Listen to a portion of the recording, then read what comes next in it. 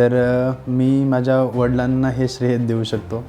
माझे वडील आणि माझी आई तर 8वी 9वी 10वीमध्ये कंटिन्युअसली स्कॉलरशिप असतील किंवा महाराष्ट्र टॅलेंट सर्च एक्झामिनेशन आहे, नॅशनल टॅलेंट सर्च एक्झामिनेशन आहे, ह्याच्यामध्ये मी कंटिन्युअसली यश संपादन करत होतो. 3rd इयरला असताना आम्ही प्रवीण गेडाम सर आहेत, एक लेक्चर होतं त्यांचं संभाजीनगरमध्ये, तिथे गेलो होतो. आम्ही मित्र सगळेजण मिळून गेलो होतो. तर तिथं गेल्यानंतर त्यांचं जे भाषण वगैरे ऐकलं त्यांनी आम्ही खूप मोटिवेट झालो होतो की 11वी 12वीला मला सोलापूर शहरामध्ये जावं लागलं शिक्षण घेण्यासाठी. त्यानंतर मला इंजिनिअरिंगसाठी मला छत्रपती संभाजीनगरला जावं लागलं. म्हणजे मित्र आमच्या जवळचे मुलं आपले जेव्हा होतात ना, तेव्हा तो एक असं वाटतं की यार आपल्यासोबतचा होतो आहे, म्हणजे आपल्यामध्ये काहीच कमी नाही. आपण त्यांचे आन्सर रायटिंग बघतो. हे असे बरेच जर मित्र आहेत, त्यांनी मला कुठंच थांबू दिलं नाही आणि प्रत्येक वेळा मी कसं इम्प्रूव्ह करायला पाहिजे ते स्वतः मित्रांसोबत बोलायचे आणि त्यांच्याकडनं काही इनपुट घेऊन मला परत द्यायचे. नमस्कार मित्रांनो, आज आपल्यासोबत आहेत मनोज रामचंद्र पाटील. यांनी UPSCच्या नागरी सेवा परीक्षा 2025मध्ये ऑल इंडिया रँक 493 या रँकने यश संपादन केलं. मनोज पाटील हे सध्या महाराष्ट्र शासनाच्या कौशल्य विकास विभागामध्ये सहाय्यक सल्लागार म्हणून कार्यरत आहेत. त्यापूर्वी त्यांनी सिव्हिल इंजिनिअरिंगमध्ये पण आपली नोकरी केलेली आहे. त्याचप्रमाणे UPSCचे त्यांचे 6 अटेम्प्ट होते. 6व्या अटेम्प्टपर्यंत त्यांनी 5 वेळा मेन्स दिली, 3 वेळा इंटरव्ह्यू दिला. तसेच UPSC मार्फत घेण्यात येणाऱ्या IFOS एक्झाममध्ये सुद्धा त्यांनी यश संपादन केलं आणि मुख्य परीक्षा आणि इंटरव्ह्यूसुद्धा त्यांनी दिलेली होती. हा UPSCचा त्यांचा मोठा जर्नी राहिला आहे. पण या जर्नीची सुरुवात त्यांची जी झाली ती महाराष्ट्रातल्या सोलापूर जिल्ह्यातल्या मंगळवेढा तालुक्यातल्या जालिहाळसारख्या एका खेड्यातून, की जो दुष्काळी भाग मानला जातो, अशा दुष्काळी भागातून मराठी माध्यमाच्या शाळेतून त्यांनी शिक्षण पूर्ण केलं आणि UPSCचं स्वप्न पाहिलं आणि आज UPSCमधून एक चांगलं यश त्यांनी मिळवलं आहे. त्या मनोज पाटील यांची सक्सेस स्टोरी, त्यांनी केलेला स्ट्रगल आणि त्यांनी मिळवलेली अचिव्हमेंट ही आज आपण त्यांच्याकडनं जाणून घेणार आहोत. Welcome on the platform of spectrum IAS academy. Thank you sir. तुम्ही जालिहाळसारख्या ग्रामीण भागातून, दुष्काळी भागातून UPSCचं स्वप्न बघणं आणि ते स्वप्न सत्यात उतरवणं, तर कुठून प्रेरणा मिळाली UPSC करावं असं कसं वाटलं आणि कधी सुरुवात झाली UPSCच्या प्रिपरेशनला? सर आता UPSCच्या प्रिपरेशनची जर सुरुवात जर आपण बघायची झाली तर मी माझ्या वडिलांना हे श्रेय देऊ शकतो. माझे वडील आणि माझी आई. कसं मी लहानपणापासूनच मतलब 4थीला असताना, 7वीला असताना किंवा नंतर 8वी 9वी 10वीमध्ये कंटिन्युअसली स्कॉलरशिप असतील किंवा महाराष्ट्र टॅलेंट सर्च एक्झामिनेशन आहे, नॅशनल टॅलेंट सर्च एक्झामिनेशन आहे, ह्याच्यामध्ये मी कंटिन्युअसली यश संपादन करत होतो. तर आता हे सगळे कॉम्पिटेटिव्ह एक्झाम्सच आहेत, जे आपण शालेय शिक्षणातील हे कॉम्पिटेटिव्ह एक्झाम्स आहेत. तर मग त्यावेळेस माझ्या पप्पांना माहिती होतं की UPSC he one of the prestigious, खूप टफ आहे, पण मी त्यात यश संपादन केल्यामुळं हा इकडं पण करू शकतो असं त्यांनी एक बाळकडू पाजलं होतं मला तेव्हाच. त्यांनी सांगत होते की ठीक आहे, तू UPSCची एक्झाम दे किंवा MPSCची एक्झाम दे, नंतर पुढे गेल्यानंतर हे मला सांगत राहायचे. मग त्यातनं मला एक अशी ओळख झाली फक्त की हां, UPSC MPSC अशा प्रकारच्या कॉम्पिटेटिव्ह एक्झाम आहेत. पण खरी सुरुवात जर आपण म्हणायची झाली तर ज्यावेळेस मी सिव्हिल इंजिनिअरिंगला होतो छत्रपती संभाजीनगरमध्ये गव्हर्नमेंट कॉलेजमध्ये, त्याच्यात 3rd आणि 4th इयरला मी जास्त ह्याचं प्राधान्य देऊ शकतो. कारण 3rd इयरला असताना आम्ही प्रवीण गेडाम सर आहेत, त्या गेडाम सरांच्या ह्याच्यामध्ये एक लेक्चर होतं त्यांचं संभाजीनगरमध्ये, तिथे गेलो होतो. आम्ही मित्र सगळेजण मिळून गेलो होतो. तर तिथं गेल्यानंतर त्यांचं जे भाषण वगैरे ऐकलं त्यांनी आम्ही खूप मोटिवेट झालो होतो. मग ते एक असं मला वाटतं की फर्स्ट असं एक गोष्ट होती जिथं एक असं वाटलं की आपण UPSC करायला पाहिजे, असे काहीतरी अधिकारी बनायला पाहिजे. आणि लास्ट इयरला असताना आम्ही सगळे 7-8 जण मित्र होतो. आम्ही डिसाईड केलं की आता UPSC करायचं आणि त्यानंतर आमची खरी जर्नी चालू झाली. म्हणजे खऱ्या अर्थाने वडिलांनी जो सपोर्ट केला आणि त्यांनी जे स्वप्न पाहिलं किंवा तुम्हाला स्वप्न दाखवलं की शालेय स्तरावरच्या स्पर्धा परीक्षेमध्ये जर आपण यश मिळवू शकतो, स्कॉलरशिप असेल, प्रज्ञाशोध परीक्षा असेल, तर नक्कीच UPSC MPSC सारख्या मोठ्या राष्ट्रीय स्तरावरच्या परीक्षांमध्ये सुद्धा यशस्वी होऊ शकाल असं वडिलांना आधी वाटलं. आणि आज वडिलांचं स्वप्न आपण पूर्ण केलेलं आहे. दुष्काळी भागातले पॉप्युलेशन, दुष्काळी भागातले लोक शक्यतो उपजीविकेसाठी स्थलांतर करतात, मोठ्या शहरांकडे जातात, कुठले छोटे मोठे जॉब करतात आणि स्थायिक होतात. पण UPSCच्या प्रिपरेशनसाठी आपण मायग्रेशन करावं, मोठ्या शहरात जावं, प्रिपरेशन करावं आणि त्याच्यात यश मिळू शकेल किंवा आपण मिळू, हा आत्मविश्वास कुठून आला आणि असं का वाटलं? सर आता स्थलांतरचा जर विचार केला, जसं तुम्ही म्हणला उपजीविकेसाठी आमच्या गावातून भरपूर लोक पुण्याला स्थलांतर करतात. कारण सोलापूरमध्ये एवढ्या जॉब अपॉर्च्युनिटी नाहीत, ते बरोबर आहे. पण माझ्या दृष्टिकोनामध्ये असं झालं, मी 11वी-12वीला मला सोलापूर शहरामध्ये जावं लागलं शिक्षण घेण्यासाठी. त्यानंतर मला इंजिनिअरिंगसाठी मला छत्रपती संभाजीनगरला जावं लागलं. म्हणजे हे स्थलांतर एक पार्ट बनला माझ्या लाईफचं तेव्हा. पण म्हणजे आणि मी प्रत्येक वेळा एज्युकेशनसाठीच गेलेलो आहे. मग जेणेकरून तिथे गेल्यानंतर अडॉप्टेशन कसं व्हायचं हे मला समजलेलं. आणि आता UPSCसाठी आता दिल्लीला वगैरे जाणं किंवा पुण्याला जाणं हे गरजेचं ह्यासाठी होतं, कारण जर मी गावाकडे राहिलो असतो, घरी राहिलो असतो, तर माझा तेवढा फोकस राहिला नसता.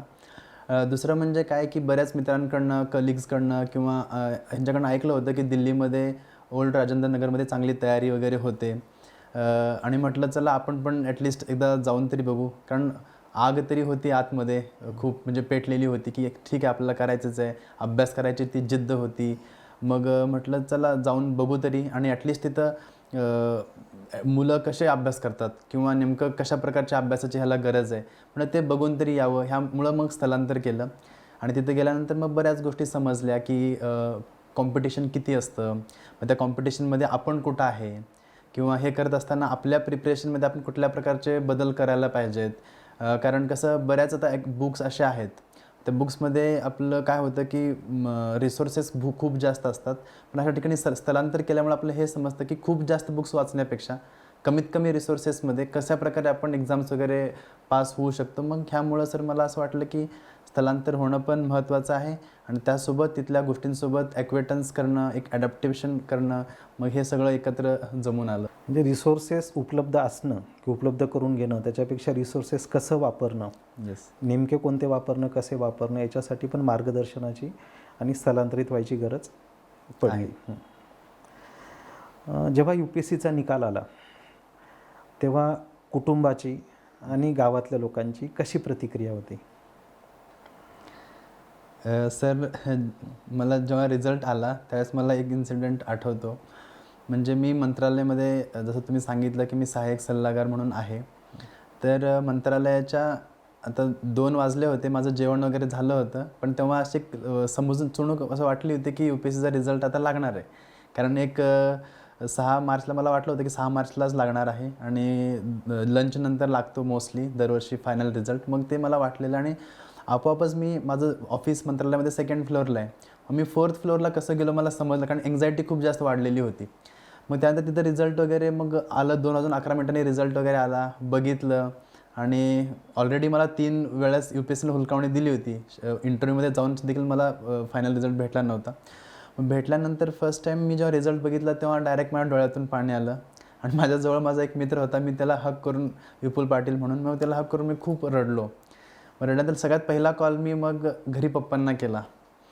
मग पप्पांना केला, पण पप्पा कसं दुपारी झोपतात वगैरे, मग त्यामुळे त्यांनी फोन माझा रिसीव केला नाही. आणि आई तेव्हा माझ्या मामाच्या घरी गेली होती. मग मी दुसरा कॉल आईला केला. मग आईला केल्यानंतर मग तिनं फोन उचलला. मग मी तिला म्हटलं की अरे असं माझं UPSCचा निकाल लागला आणि माझं झालं आहे 493. मग आई, आता त्यांना माहिती आहे की त्यांनी पण माझ्यासोबत रिझल्ट आधीचे बघितलेले, त्यांना माहिती आहे की ह्यातनं होणं एवढं सोपं नाही. मग जेव्हा तिनं ऐकलं तेव्हा ती रडायला लागली फोनवरच. मग ती म्हणली की तू पप्पांना सांगितलं आहे का वगैरे. मी म्हटलं पप्पांना फोन केला तर पण त्यांनी फोन उचलला नाही वगैरे. मग नंतर मग तिनं फोन ठेवला. मग फोन ठेवल्यानंतर तिनं पप्पांना फोन केला. म्हटलं तुम्ही मनोजचा फोन उचललेला नाही. मग लगेच पप्पांनी मला फोन केला, आणि त्यांना पण समजलं, ते पण रडायला लागले फोनवर. म्हणजे ही घरच्यांची रिॲक्शन होती. मला 2 भाऊ आहेत, वहिनी, आणि मला 2 नेफ्यू पण आहेत. मग आता वहिनींना, सगळ्यांना, भावाला जेव्हा समजलं ते सगळे म्हणजे एकदम एवढे भावूक झाले, सगळ्यांच्या डोळ्यातून पाणी आलं. म्हणजे एवढं आमच्या घरामध्ये खूप असं आनंदाचं वातावरण तयार झालं. दुसरं म्हणजे गावामध्ये जेव्हा समजलं लोकांना, मला एवढे कॉल चालू झाले सर गावातून, माझ्या मित्रांकडून किंवा बऱ्याच आप्तस्वकीयांकडून. जवळजवळ 2 ते 3 दिवस माझा फोन बंद नव्हता. कंटिन्युअस मला कॉल यायचे, कंटिन्युअस रिंग व्हायचे. म्हणजे हे ॲक्च्युली हे सांगायचं की खरंच एक असं खूप आनंदाचं, एक असं आल्हाददायी वातावरण म्हणजे घरामध्ये पण होतं, गावात होतं, मित्र आप्तस्वकीयांमध्ये पण होतं.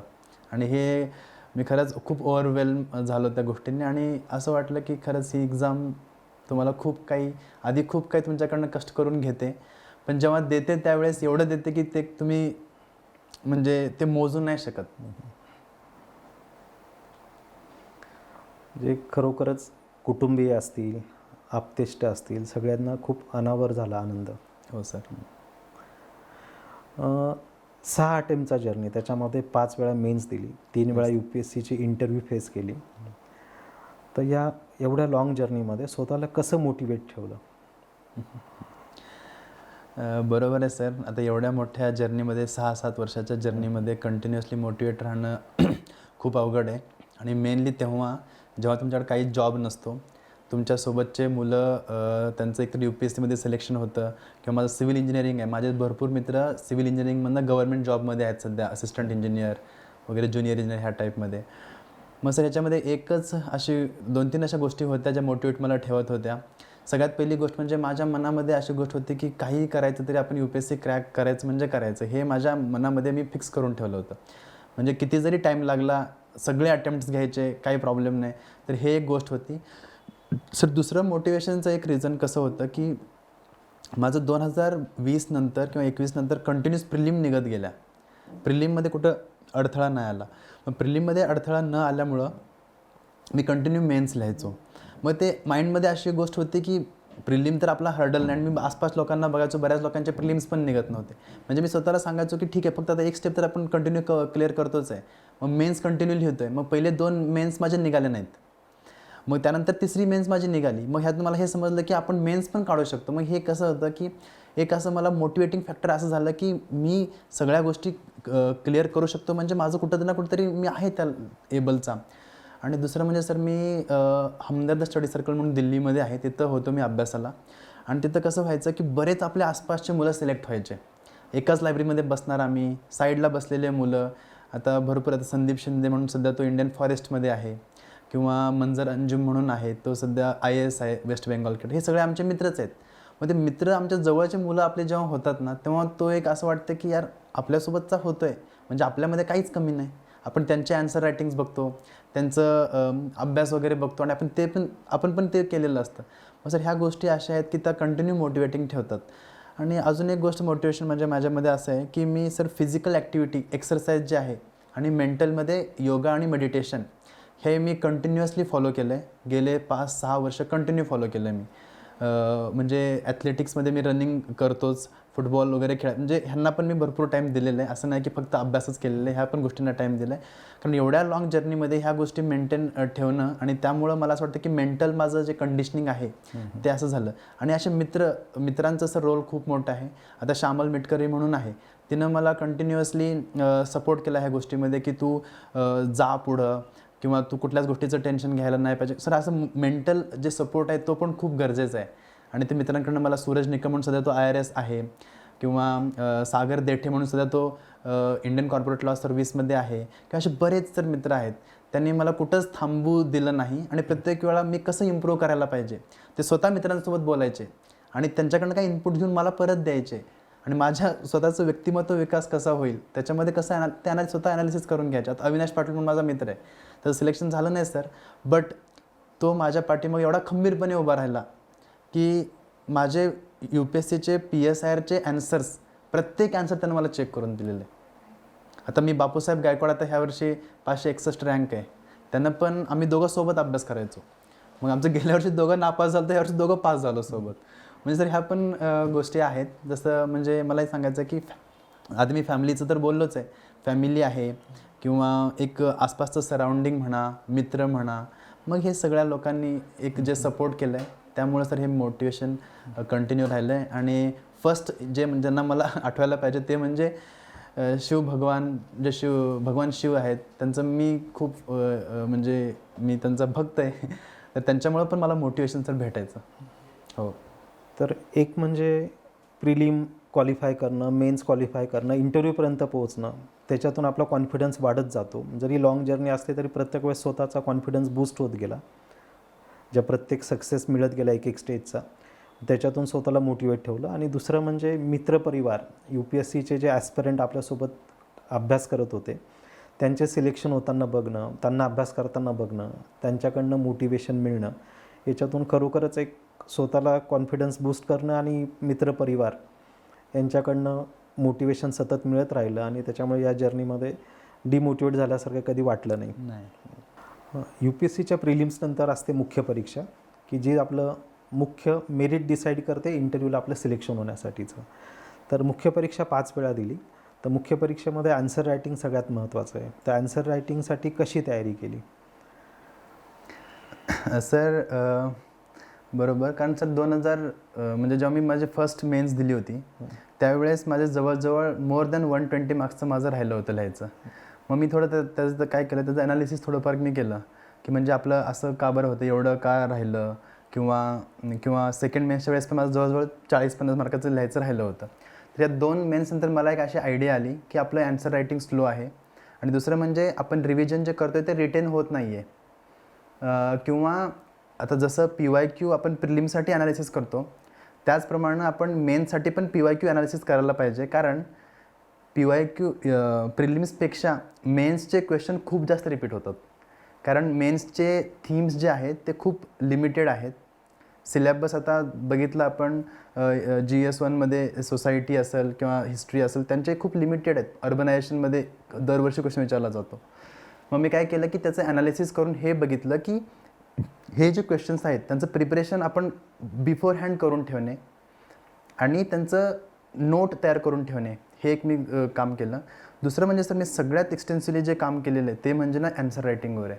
कारण मी जेव्हा बघितलं माझं ॲन्सर रायटिंगचं टायमिंग लवकर म्हणजे टायमिंगमध्ये कंप्लीट होत नाही, तेव्हा मी टाईम लावला की 10 मार्काचा जो क्वेश्चन आहे तो 7 मिनटातच करायचा.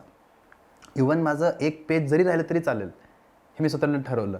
पण आता आपले म्हणजे अप्रोच कसा राहतो की 7 मिनटामध्ये दोन्ही पेज भरवायचे म्हणजे भरवायचे, हे आपला अप्रोच राहतो. म्हणून मी समजा काय करायचो की 7 मिनटं लावायचो, 7 मिनटात पहिला क्वेश्चन संपवला की लगेच दुसऱ्या 7 मिनटामध्ये दुसरा क्वेश्चन करायचो. मग आणि 11 मिनटामध्ये 15 मार्काचे क्वेश्चन फिक्स, म्हणजे तेवढ्यातच करायचं. इवन किती पण चांगला आन्सर लिहू द्या, किती पण घटिया आन्सर लिहू द्या, ते मी स्वतःला म्हणजे मी स्वतःच्या माइंडची कंडिशनिंग तशी करून घेतली की आपल्याला एवढ्या टायमामध्ये एवढंच आन्सर लिहायचं हे. आणि दुसरं म्हणजे काय सर की म्हणजे मी हे 5th आणि 4th मेन्सला माझ्या लास्ट 2 मेन्सला मी हे केलं की जवळजवळ मी 3 सिम्युलेशन टेस्ट दिल्या. म्हणजे जसं 3 सिम्युलेशन इन द सेन्स, पहिल्या दिवशी एसे लिहायचा, दुसऱ्या दिवशी GS1, जसं UPSCचं सायकल आहे मेन्सची तसंच मी म्हणजे स्वतः मी माझी प्रॅक्टिस करताना पण मी त्या गोष्टी केल्या.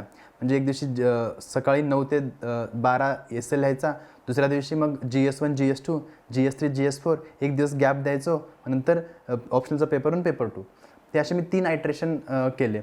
ह्याच्यामुळे सर मला असं झालं की जे प्रेशर मला मेन एक्झाममध्ये येणार आहे ते मी आधीच प्रेशर घेतलं आणि जेणेकरून मी असं एक म्हणजे मला प्रॅक्टिस होऊन गेली की मला हे जिथं प्रॉब्लेम्स येणार आहेत म्हणजे मी ते सगळे आयडेंटिफाय केले. प्रत्येक वेळेस मी सगळे लिहून ठेवले की मी असं करत असताना मला नेमका काय प्रॉब्लेम येतो. माझं हे बोट दुखायचं भरपूर, म्हणजे बोटावर असं ताण याच्या, कारण मी हाताने लिहिताना हे सगळं खाली असं ते घर्षण व्हायचं आणि त्यामुळं काय व्हायचं की इथं असं दुखायचं, आग व्हायची. मग मी ट्रिक्स काढले की इथं बँडेज लावायचे आपण, म्हणून मी त्याची वाटच बघितली नाही की हे म्हणजे असं हे होणार आणि तिथं हे, मी आधीच बँडेज लावून ठेवायचं मग एक्झामला जायचो.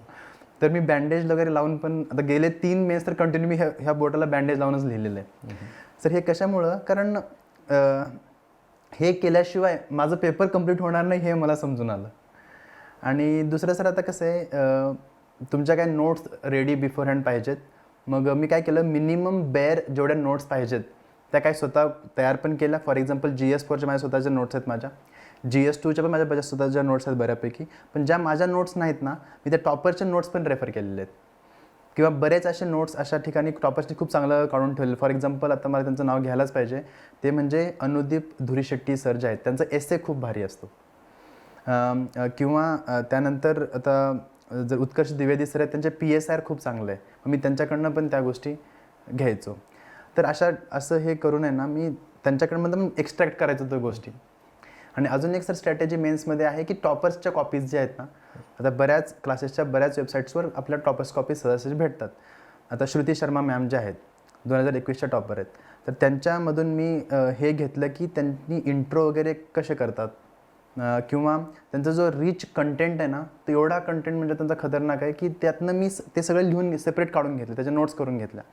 आणि त्या प्रकारचा क्वेश्चन आला की मी ते फॅक्ट्स, ते डेटा मी माझ्या ॲन्सर्समध्ये आहे तसं कॉपी करायचो. तर सर तर ह्या गोष्टी म्हणजे मी सर केल्या. आणि अनिमेश प्रधान सरांचं पण मला नाव घ्यायला पाहिजे, कारण त्यांच्या ज्या नोट्सनी मला एवढं हेल्प केलेलं आहे. माझं पूर्ण GSचं answer writing upside down change झालं त्यांच्यामुळं. म्हणजे सर ह्या गोष्टी मी खूप एक्सटेन्सिव्हली केल्या आणि मला जे रिलिव्हंट टॉपर्स आहेत, मला जे सूट होतात अशा टॉपर्स मी शोधून काढले, त्यांच्या कॉपीज रेफर केल्या आणि मग ॲन्सर रायटिंगची प्रॅक्टिस केली. प्रिलिमसारखंच PYQs इथं पण हेल्पफुल असतं. त्याच्यावरून आपल्याला प्रश्नांची थीम कळते. Yes sir. आणि त्याचबरोबर सगळ्यात महत्त्वाचं म्हणजे एक्झामचं सिम्युलेशन, मॉक देणं जेवढं महत्त्वाचं आहे तेवढं एक्झॅक्टली UPSCच्या शेड्यूलनुसार त्याच टायमिंगनुसार तो पेपर टाईम लावून टाईम मॅनेजमेंट चेक करून लिहिणं, तेवढ्या टाईम फ्रेममध्ये तो बसवणं. बरोबर. आणि मला वाटतं त्याच्यामुळे बराच फायदा झाला. Yes sir. आता सिव्हिल इंजिनिअरिंग बॅकग्राऊंड आहे आणि तरी PSIR हा ऑप्शनल घेतला, तर का PSIR ऑप्शनल निवडला आणि त्याची काही मदत झाली का UPSCच्या GSच्या प्रिपरेशनमध्ये? सर सिव्हिल इंजिनिअरिंग हे जे म्हणजे आता मी ग्रॅज्युएशन जे केलं 4 वर्ष, मी ज्यावेळेस ऑप्शनल मला सिलेक्ट करायचा होता तेव्हा मी काय केलं की UPSCच्या नोटिफिकेशनमध्ये जेवढे सब्जेक्ट्स आहेत त्या मी बघितलं की सिव्हिल इंजिनिअरिंग आणि चा सिलेबस बघितला. तर मी 4 वर्षामध्ये जेवढं शिकलेलो आहे इंजिनिअरिंगच्या, ते अख्खा ॲज अ सिलेबस म्हणून तिथं होता. आता मी सेकंड इयरला जे शिकलो आहे ते मला मे बी आठवणार नाही 4th इयरला. मग विचार केला की आता हे खूप एवढी एक्सटेन्सिव्ह आहे. आणि मी जरा माझ्या सिनियरसोबत जिथं होते त्यांच्याशी पण चर्चा केली, त्यांना सांगितलं असं असं आहे. मग त्यांनी सांगितलं की हे जर करायचं असेल तर तुला कमीत कमी 1 वर्ष फुल फक्त ऑप्शनलचा अभ्यास करावा लागेल. मग एवढी लक्झरी आपल्याकडं नव्हती. मग मी काय केलं की मग दुसरे ऑप्शन एक्सप्लोर केले, जसे PSIR आहे, सोशॉलॉजी आहे, जॉग्राफी आहे. पबॅट तेव्हा खूप जास्त फेमस होता 1920-21च्या काळात. मग पण काय झालं, ह्या सगळ्यांमध्ये मी एक गोष्ट स्वतःवर पण थोडा फोकस केला की माझा कशामध्ये इंटरेस्ट आहे. आता इंटरनॅशनल रिलेशन हा जो पार्ट आहे सर, हा मला खूप आवडतो. कारण इंजिनिअरिंगमध्ये असताना देखील मी द हिंदू न्यूजपेपर वाचायचो आणि त्याच्यामध्ये इंटरनॅशनल रिलेशनचं जे आर्टिकल आहे मी ते वाचायचो म्हणजे मला खूप जास्त इंटरेस्ट आता पण आहे, आधी पण होता. मग त्यामुळे म्हणलं की ठीक आहे, PSIचा हा जो सिलेबस आहे IRचा तो मला ऑलरेडी माहिती आहे बऱ्यापैकी, मग ते मला थोडं जरा ते कम्पॅटेबल होऊन जाईल. आणि दुसरी गोष्ट म्हणजे काय, मी बघितलं रिसोर्सेसची अवेलेबिलिटी कशाची आहे. मग ते PSIRचं खूप इझिली रिसोर्स अवेलेबल होतं, ते एक मला फायदा झाला. आणि नंतर अजून एक फॅक्टर असतो तो म्हणजे मार्क किती भेटतात. मग मी ते बघितलं तेव्हा PSIR हा जो सब्जेक्ट आहे तो कंटिन्युअसली म्हणजे त्याचा ट्रेंड चांगला राहिलेला आहे. जसं की पबॅटचं आधी खूप चांगलं होतं, नंतर कमी झालं. जॉग्राफीचं खूप चांगलं होतं, त्यानंतर कमी झालं. आता सोशॉलॉजी आणि अँथ्रोपॉलॉजी सध्या आता ट्रेंडमध्ये आहेत. असं PSIचं कधी असं नाही झालं. त्या ट्रेंड कंटिन्यू रिमेन त्याचं आहे तसं त्याच्यामध्ये राहिलं. तर ह्या सगळ्या गोष्टींचा जेव्हा मी विचार केला तेव्हा मला वाटलं की आणि PSIचं कसं आहे सर, GS 1-2 मध्ये बऱ्याच अलाईन त्याचं होतं, 2मध्ये मेनली. तर मला असं वाटलं की ठीक आहे, म्हणजे मला टाईम पण कमी लागेल, मी प्रिपरेशन पण करू शकतो आणि इंटरेस्ट पण आहे. ह्या सगळ्या गोष्टींचा विचार करून म्हटलं की सिव्हिल इंजिनिअरिंग एवढा मोठा एक्सटेन्सिव्ह तयार करण्यापेक्षा, ज्याचं GSसोबत काहीच रिलेशन नाही, त्यापेक्षा PSIR हे मला वाटलं की हे मला वाटलं की राईट चॉईस आहे. एकंदरीत UPSCच्या 4 वेळा इंटरव्ह्यू दिला. एक UPSC IAPOSची इंटरव्ह्यू दिली, UPSC सिव्हिल सर्व्हिसेसची 3रा इंटरव्ह्यू होता. तर इंटरव्ह्यूसाठी स्वतःला कसं प्रिपेअर केलं आणि प्रत्येक इंटरव्ह्यूमध्ये काय वेगळा अप्रोच जाणवला का इंटरव्ह्यू बोर्डचा? सर बरोबर आहे सर, अनफॉर्च्युनेटली इंटरव्ह्यू हा जो पार्ट आहे ना, माझा थोडा वीकच राहिलेला आहे. आणि ते कशामुळं ते मला आजसुद्धा माहीत नाही. कारण मी प्रत्येक 2023ला जेव्हा माझा फर्स्ट इंटरव्ह्यू होता सिव्हिल सर्व्हिसेसचा, त्यावेळेस मला सुमन शर्मा मॅडमचा बोर्ड होता. आणि त्या वर्षी थोडं जरा फर्स्ट इंटरव्ह्यू असल्यामुळं आणि आपल्याला आपण फर्स्ट टाईमच खूप मोठ्या लोकांसोबत तेव्हा जात असतो, तर थोडं असं एक म्हणजे मी थोडा नर्वस झालो होतो त्या इंटरव्ह्यूमध्ये आणि थोडे माझे ॲन्सर्स वगैरे हे झाले. तर त्यावेळेस मला समजलं की इंटरव्ह्यूमध्ये मला अजून प्रिपरेशन करायची गरज आहे. मग तेव्हा अनफॉर्च्युनेटली मला 143 मार्क्स भेटले आणि माझं सिलेक्शन ते 10 मार्कांनी राहिलं होतं 2023मध्ये फायनल सिलेक्शन. मग सेम गोष्ट मी काय केलं की थोडं जरा प्रिपेअर केलं वगैरे नेक्स्ट इयर आणि माझा इंटरव्ह्यू चांगला गेला. मला दिनेश दासा सर जे आहेत त्यांचं मला पॅनल होतं 2024च्या सिव्हिलच्या इंटरव्ह्यूच्या वेळेस.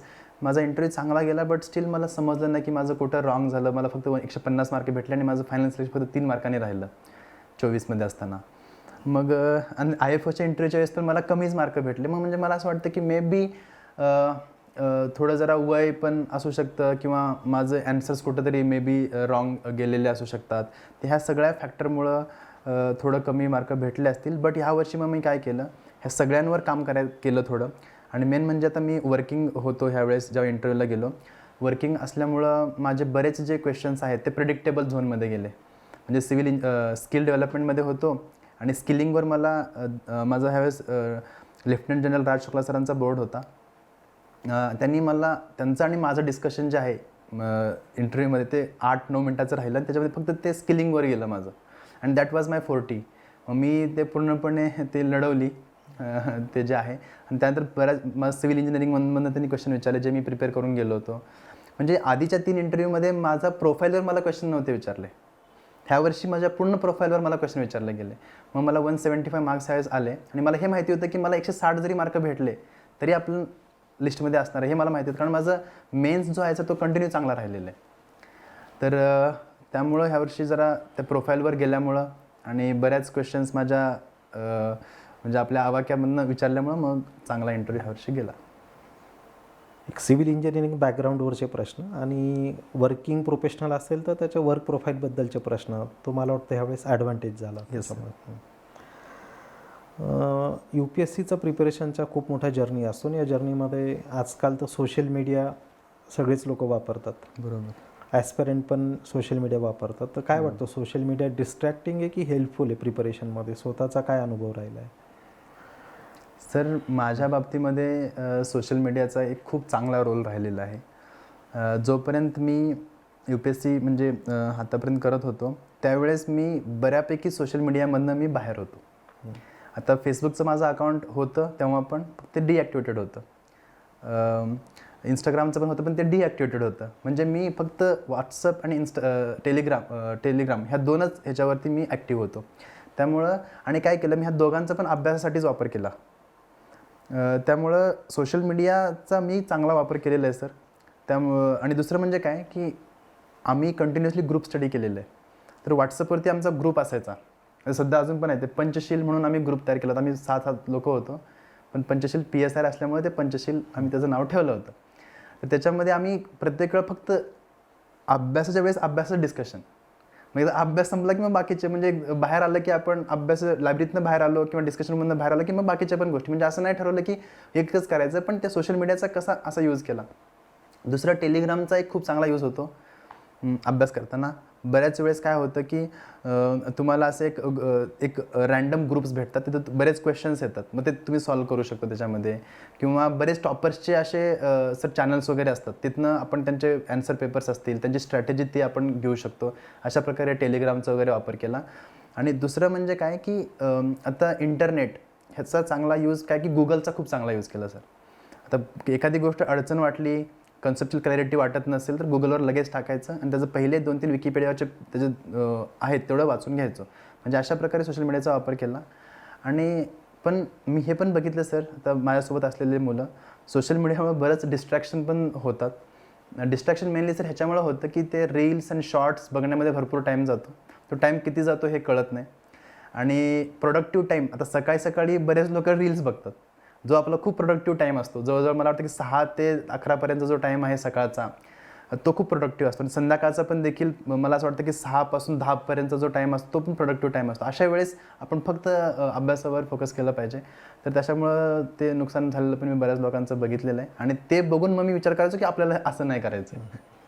तर त्याच्यातनं पण शिकवण्याचा प्रयत्न केलेला आहे सर. आता AIचं युग मानलं जातं. तर AI, ChatGPT, AIचे वेगवेगळे टूल्स याचा UPSC सारख्या एक्झामच्या प्रिपरेशनमध्ये उपयोग होतो विद्यार्थ्यांना? सर आता तुम्हाला सांगायचं जर झालं ना गेल्या 2 मेन्सपासून मी ChatGPTचा एवढा वापर केलेला आहे. आता ChatGPT माझं पूर्णपणे पर्सनलाइज झालेलं आहे. आता मी त्याला काही जरी क्वेश्चन विचारलं तर ते मला कसं पाहिजे. आता फॉर एक्झाम्पल मी त्याला सगळं फीड करून ठेवलेलं आहे की मला मेन्सचे आन्सर्स अशा पद्धतीने पाहिजे. मला ह्याचा इंट्रो ह्या पद्धतीने पाहिजे किंवा मला एवढे फॅक्ट्स पाहिजेत. तर ते मला एक्झॅक्टली त्या पॅटर्नमध्ये इंट्रो बॉडी कन्क्ल्युजन करून देतं. तर मी त्याला सांगितलं की माझ्या प्रोफाईलवरती मला 10 क्वेश्चन बनवून दे एकदम क्वालिटी. तर त्या प्रकारचं ते क्वेश्चन मला बनवून देतं. सर मला वाटतं की ह्या ChatGPT किंवा आर्टिफिशियल इंटेलिजन्स, आता जेमिनाय वगैरे आलेले, ह्यांचा आपण वापर चांगला तेव्हाच करू शकतो ज्यावेळेस आपल्याला ह्यांचं मेकॅनिझम माहीत असतं. बऱ्याच वेळेस काय होतं, आता ChatGPT has became a new Google, but problem असा आहे की आपलं हे माहीत नाही की त्याच्यामध्ये कशा प्रकारे त्याचा फायदा करून घ्यायला पाहिजे. मग कारण त्याला ते प्रॉम्प्ट जे आहे ना, मला असं वाटतं की सर सध्या सगळ्यांनी ना थोडं दररोजचे एक अर्धा तास तर ते प्रॉम्प्ट इंजिनिअरिंगचे कसं आहे ते थोडं जरा शिकलं पाहिजे. त्यातनं काय होतं की ChatGPTचा खूप चांगला वापर करता येतो, फक्त प्रिलिमसाठी नाही, मेन्ससाठी, इव्हन इंटरव्ह्यूसाठी पण देखील. आणि आता कसं बऱ्याच वेळेस ग्रामीण भागामध्ये, मला मोस्टली ग्रामीण भागातल्या लोकांसाठी सांगायचं आहे, त्यांना किंवा पुण्यासारख्या ठिकाणी किंवा एकदम जे आपले Tier 3 Tier 4 सिटीज आहेत, तिथं सगळ्यांनाच ॲक्सेसिबल नसतं की हां तुम्ही दिल्लीला जावा, पुण्याला जावा. अशा लोकांनी काय केलं पाहिजे की आपले जे ॲन्सर्स वगैरे असतात ते त्या ChatGPTवर टाकून वगैरे बघायला पाहिजे की अशा क्वेश्चनचे ॲन्सर ChatGPT कसं देतं आणि आपण त्या लेवलपर्यंत कसं इम्प्रूव्ह करू शकतो.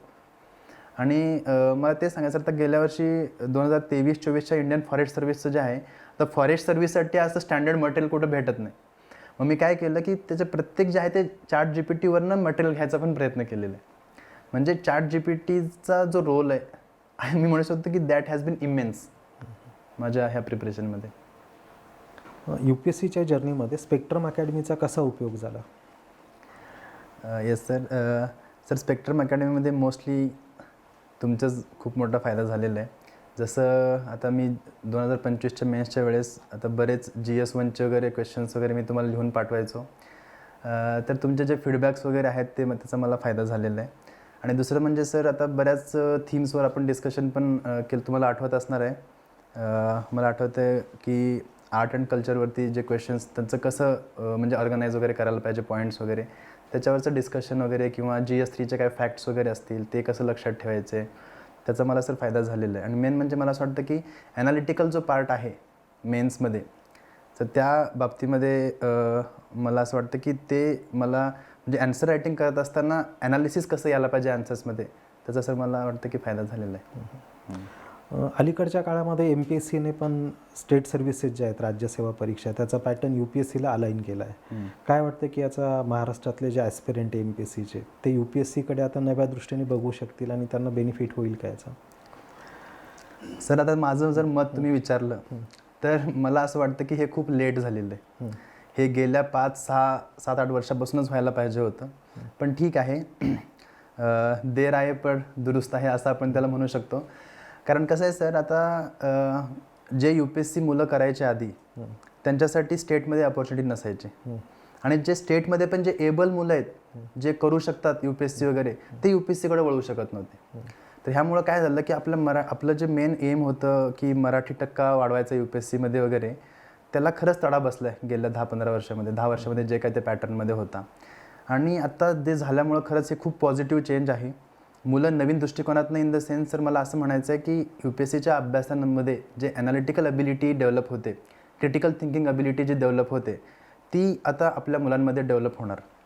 आणि ह्याचा फायदा फक्त आपल्या ॲडमिनिस्ट्रेशनमध्ये, गव्हर्नन्समध्ये तर आहेच, पण त्याचबरोबर मुलांच्या स्वतःच्या लाईफमध्ये पण डिसिजन मेकिंग वगैरे कसं घ्यायचं, किंवा एक इन्फॉर्म्ड म्हणजे डिसिजन मेकिंग असं म्हणू शकतो, किंवा एक अबिलिटी जे आहे ते डेव्हलप पण व्हायला मदत होईल. म्हणजे एक हे तर म्हणजे इनटँजिबल गोष्ट आहे, पण टँजिबलमध्ये असं वाटतं की आपला जो मराठीचा जो पर्सेंटेज आहे ते पण UPSCमध्ये 100% सर वाढणारच आहे. आणि दुसरं म्हणजे काय, मुलांना एक नवीन अपॉर्च्युनिटीज पण ओपन झाल्या त्याच्यामध्ये, तर त्याचा फायदा दोघांना पण होणार. म्हणजे MPSCने जो काही निर्णय घेतला, लेट जरी असेल, पण त्याचा फायदा नक्कीच मराठी तरुणांची संख्या UPSCच्या सक्सेसच्या लिस्टमध्ये वाढायला मदत होईल. नक्कीच सर. आता ग्रामीण भागातले जे विद्यार्थी आहेत, छोट्या शहरांमधले जे विद्यार्थी आहेत, त्यांना काय मेसेज देणार? UPSCचं स्वप्न त्यांनी बघावं आणि बघितलं तर कशी तयारी करावी? सर, आता सगळ्यात पहिल्यांदा मला 2 टाईपचं म्हणजे सांगायचं ह्याच्यामध्ये. एक आहे जनरल आणि दुसरं म्हणजे पर्टिक्युलर. जनरलमध्ये मला असं सांगायचं आहे सर की ग्रामीण भागातले जे मुलं आहेत, खरंच सर आता मी ग्रामीण भागातील आहे, ग्रामीण भागातल्या मुलांमध्ये जो स्पार्क आहे किंवा जे कष्ट करायची किंवा जी ताकद आहे, ते मला असं वाटतं की बाकीच्या ठिकाणी खूप रेअर दिसते. आणि UPSC हे एक क्षेत्र आहे, पण बाकी पण अशा बरेच क्षेत्र आहेत. जसं की आता ग्रामीण भागातली मुलं सर बघा तुम्ही, स्पोर्ट्समध्ये एक्सेल करतात, रिसर्च आणि ह्याच्यामध्ये बरेच लोक आपल्या आता TISSमध्ये आता माझे बरेच मित्र ते ग्रामीण भागातले जाते त्याच्यामध्ये आहेत. TIFR असेल किंवा बरेच लोक IITमध्ये पण जातात आणि इंजिनियर्स होतात किंवा इस्रोमध्ये आता माझे 2 मित्र इस्रोमध्ये ते पण ग्रामीण भागातलेच आहेत. म्हणजे कसं आहे की ग्रामीण भागातल्या लोकांना जेव्हा राईट गायडन्स जेव्हा भेटला जातो तर त्या ज्या पण क्षेत्रामध्ये ते जातात ते एक्सेलच करतात. मला मेसेज त्यांना एवढाच द्यायचा आहे की तुम्ही तुमची ओळख किंवा स्वतःला ओळखणे हे खूप महत्त्वाचं आहे. दुसरं म्हणजे आपली स्वतःचं जे पॉझिटिव्ह म्हणजे कॉन्ट्रीब्युशन कुठं होऊ शकतं आणि त्याच्यामध्ये आपला स्वतःचा इंटरेस्ट कशा गोष्टीमध्ये आहे ते त्यांनी आयडेंटिफाय करणं गरजेचं आहे. आता हे झालं जनरल म्हणजे त्यांना मला सजेशन. आता इन पर्टिक्युलर जर UPSC जर त्यांना करायचं जर असेल ग्रामीण भागातल्या मुलांना तर सर सगळ्यात महत्त्वाचं म्हणजे काय की त्या एक्झामचा पॅटर्न जो आहे तो समजून घेणं महत्त्वाचं सगळ्यात पहिल्यांदा. कशा प्रकारचा पॅटर्न आहे, त्या एक्झामची डिमांड काय आहे आणि त्यानुसार त्यासाठी कुठले रिसोर्सेस वगैरे लागतात. आणि आजकाल रिसोर्सेसची कमतरता बिलकुल नाही. आपण जर मार्केटमध्ये गेलो तर एका विषयावरचे कमीत कमी 100 रिसोर्सेस सापडतात. तर त्या रिसोर्सेसमध्ये आपल्यासाठी योग्य जे आहे मला असं वाटतं की स्टँडर्ड मटेरियल जे आहे ते वापरणं महत्त्वाचं आहे. तर ते त्यांनी ते केलं पाहिजे आणि ते त्यांना जे ॲक्सेसिबल लोक आहेत, फॉर एक्झाम्पल मी माझ्या गावातल्या मुलांसाठी किंवा आसपास जे पण मला अप्रोच करतात ना सर, मी त्यांना मदत करतच असतो. तर त्यांनी अशा एक्सपिरियन्स लोकांकडनं त्यांनी तो गायडन्स घेतला पाहिजे. आणि दुसरं म्हणजे आपल्या स्वतःची पण कुवत अभ्यासाची असेल म्हणजे फायनान्शियल स्टॅबिलिटी असेल किंवा मेंटल जे म्हणजे प्रिपेअर्डनेस असेल त्या गोष्टीकडं पण लक्ष द्यायला पाहिजे. आणि जर UPSCमध्ये यायचं असेल तर त्यांनी हा विचार करून यायला पाहिजे की ॲटलिस्ट 2 ते 3 वर्ष तरी आपण ह्याच्यामध्ये इन्व्हेस्ट करायचेच आहेत. कारण सध्याचं जर कॉम्पिटिशन आपण बघितलं तर एवढं भयानक कॉम्पिटिशन आहे. कारण आणि कॉम्पिटिशन हे कशामुळे आहे, कारण वेकन्सी खूप कमी आहेत आणि एक्झाम देणारे मुलं लाखोमध्ये आहेत.